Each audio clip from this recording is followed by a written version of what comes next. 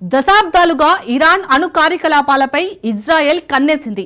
ఇప్పుడు దాడులు చేస్తున్నది కూడా ఇరాన్ అణు స్థావరాలను ధ్వంసం చేయడానికి.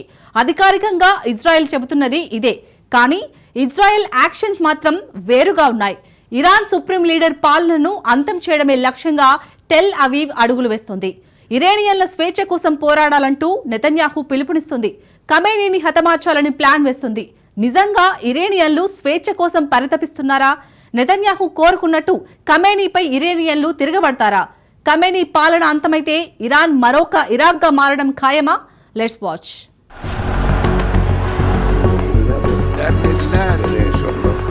ఇరాన్ పాలన మార్పుపై ఇజ్రాయెల్ కన్నేసిందా?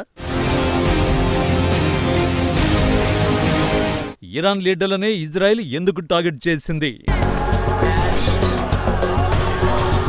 ఇరాన్ యుద్ధంలో ఇజ్రాయెల్ ఎండ్ గేమ్ ఏంటి? ఇరాన్ అణు కార్యక్రమాలను అడ్డుకోవడమే లక్ష్యమని ఇజ్రాయెల్ చెబుతోంది. అధికారికంగా ఏళ్లుగా టెల్ అవీవ్ చెబుతున్నది ఇదే. కానీ ఇజ్రాయెల్ తాజా పరిణామాలను నిశ్చితంగా పరిశీలిస్తే మాత్రం మరో కొత్త విషయం స్పష్టంగా తెలుస్తుంది. ఇరాన్ పాలకులను మార్చడానికే ఇజ్రాయెల్ తీవ్రంగా యత్నిస్తోంది. అయతుల్లాను అంతం చేయడమే లక్ష్యంగా ఇజ్రాయెల్ పనిచేస్తోంది. ఇంకా సింపుల్ గా చెప్పాలంటే ఇస్లామిక్ రిపబ్లిక్ ను అంతం చేసి ఇరాన్ కు కొత్త జన్మనివ్వాలని ఇజ్రాయెల్ ప్లాన్లు వేస్తున్నట్టు తెలుస్తోంది. ఇజ్రాయెల్ చేపడుతున్న చర్యల తీరును చూడండి. మొదట ఇరాన్ టాప్ లీడర్లను ఇజ్రాయెల్ అంతం చేసింది. 3 టాప్ ఇరాన్ మిలిటరీ కమాండర్లు, పలువురు అణు శాస్త్రవేత్తల్ని ఇజ్రాయెల్ హతమార్చింది. ఆ తర్వాత నెతన్యాహు ప్రసంగించాడు. ఈసారి ఇజ్రాయెల్ ప్రధాని ఇరాన్ మతాధికారులను లక్ష్యంగా చేసుకోలేదు.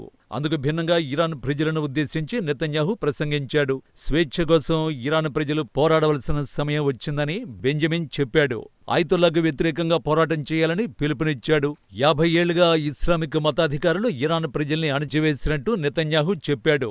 ఇజ్రాయెల్ను ధ్వంసం చేయడమే పనిగా పెట్టుకుందని ఆరోపించాడు. ఈ ముప్పును తొలగించడానికే ఇజ్రాయెల్ ఆపరేషన్ చేపట్టిందని తెలిపాడు. అంతేకాదు స్వేచ్ఛ కోసం పోరాడే మార్గాన్ని కూడా మీకు కల్పిస్తున్నామని ఇరానియన్లకు నెతన్యాహు సూచించాడు.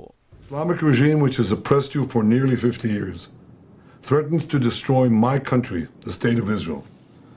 The objective of Israel's military operation is to remove this threat, both the nuclear threat and the ballistic missile threat to Israel.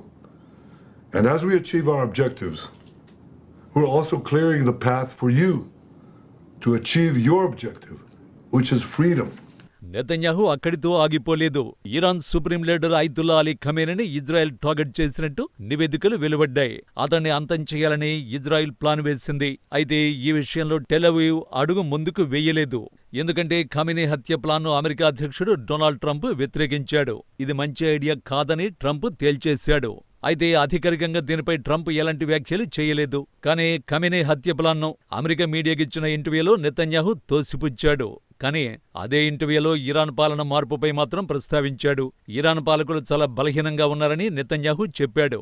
అణుబాంబులు, ballistic మిస్సైళ్లు పొందడమే లక్ష్యంగా ఇరాన్ పనిచేస్తుందని ఇజ్రాయెల్ ప్రధాని విమర్శించాడు. 48 ఏళ్లుగా ఇరాన్ ప్రజల్ని అణిచివేస్తున్నట్టు ఆరోపించాడు. ఇప్పుడు ఆ దేశ ప్రజలు స్వేచ్ఛ కోసం ఆరాటపడుతున్నట్టు నెతన్యాహు చెప్పాడు. ఇప్పుడు ఇరాన్పై ఇజ్రాయెల్ చేస్తున్న దాడులతో ఇరానియన్లలో ఆందోళనలు పెరిగి ఖమేనీపై తిరుగుబాటు చేస్తారని నెతన్యాహు ఆశిస్తున్నాడు. బహుశా సైనిక తిరుగుబాటు జరుగుతుందని అంచనా వేస్తున్నాడు. అయితే ఇరాన్ చరిత్ర చూస్తే నెతన్యాహు ఆశించినట్టు జరగడం అసాధ్యం. 1979 నుంచి ఇరాన్ పాలకులు అన్నింటినీ తట్టుకుని నిలబడ్డారు.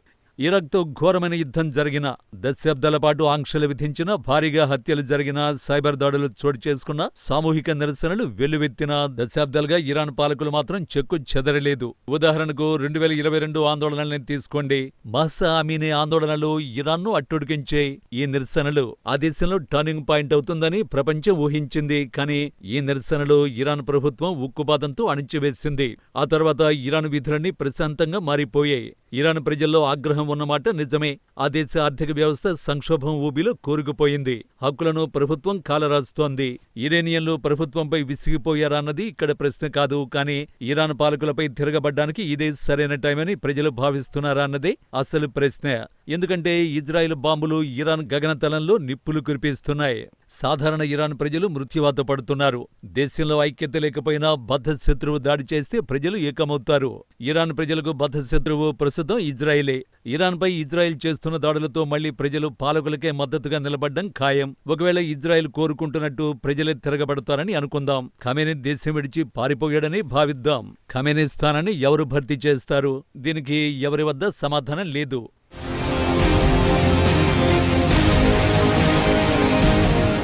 ఇరానియన్ ప్రతిపక్షాలు ఐక్యంగా లేవు. ఒకవైపు ఇరాన్ చివరి కింగ్ షా కుమారుడు రజా పెహల్వీ ఉంటే ప్రస్తుతం అమెరికాలో ఇతడు తలదాచుకుంటున్నాడు. అతడికి ఇరాన్లో కొందరు విధేయులు ఉన్నారు. కానీ ఇరాన్లో అతడికి స్పష్టమైన మద్దతు కానీ ఆధారం కానీ లేదు. ఇక మరో ప్రతిపక్షం మెక్ ది ముజాహిద్దీనే కలక్. ఇది కమ్యూనిస్టు భావాలను ముస్లిం గ్రూప్. మత పాలకులను దించేయాలన్నదే ఈ గ్రూపు లక్ష్యం. గతంలో సద్దాం హుస్సేన్ కు అనుకూలంగా ఉంది.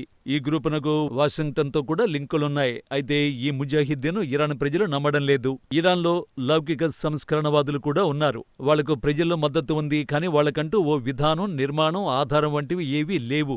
రాజవంశీయులు, కమ్యూనిస్టులు, జాతీయవాదులతో పాటు సామాజికవేత్తలు ఇరాన్లో ఉన్న వాళ్ల లక్ష్యాలు భిన్నంగా ఉన్నాయి.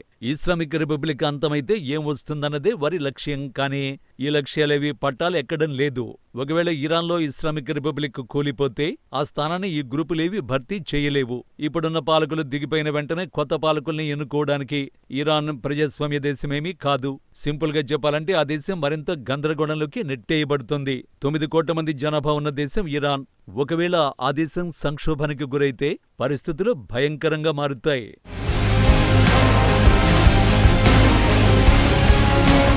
ప్రస్తుతం ఉన్న సుప్రీం లీడర్ ఖమేనీని అంతం చేస్తే ఇరానియన్లకే కాదు, మొత్తం పశ్చిమాసియాకే కొత్త చిక్కులు తప్పవు. సిరియాతో పోల్చుకుంటే ఇరాన్ 10 రెట్లు పెద్దది. ఇరాన్ ప్రభుత్వం పడిపోతే నాయకత్వ సంక్షోభం ఏర్పడుతుంది. శరణార్థులుగా ప్రజలు పొరుగు దేశాలకు పారిపోయే ముప్పు ఉంది. ఒకవేళ అణ్వాయుధాలుంటే అవి గుర్తు తెలియని వ్యక్తుల చేతులకు వెళ్లే ప్రమాదం ఉంది. బహుశా ఇరాన్లో పాలకుల్ని మార్చాలని నెతన్యాహు కోరుకుని ఉండొచ్చు. ఇది మరింత రిస్క్తో కూడుకున్నది. ఎందుకంటే ఇరాన్లో పాలకుల్ని దించేయడం ఒక సమస్య అయితే వారి స్థానంలో కొత్త పాలకులను తీసుకురావడం మరో సమస్య. ఇజ్రాయిల్ పొరపాటు చేస్తే ప్రపంచం కొత్త ఇరాన్ను చూడదు. ధ్వంసమైపోయిన ఇరాన్ను ప్రపంచం చూసే అవకాశం ఉంది. ఇప్పుడున్న ఇరాన్ కంటే భిన్నమైన గ్రూపులతో మరింత సంక్షోభంలోకి కూరుకుపోవచ్చు. సింపుల్ గా చెప్పాలంటే ఖమేనీ అంతమైతే ఇరాన్ మరో ఇరాక్గా మారుతుంది. ఇప్పుడు ఇరాక్లో రాజకీయ సంక్షోభం నెలకొంది. సద్దాం హుస్సేన్ పాలనలో పశ్చిమాసియాలోని సంపన్న దేశం ఇరాక్. కానీ సద్దాం హుస్సేన్ అంతం చేసిన తర్వాత ఆ దేశం పరిస్థితి కుక్కలు చింపిన విస్తరిలా మారింది. సద్దాం ఉన్నప్పుడు షియా, సున్నీ, కుర్దిష్ గ్రూపుల్ని అణిచివేశాడు.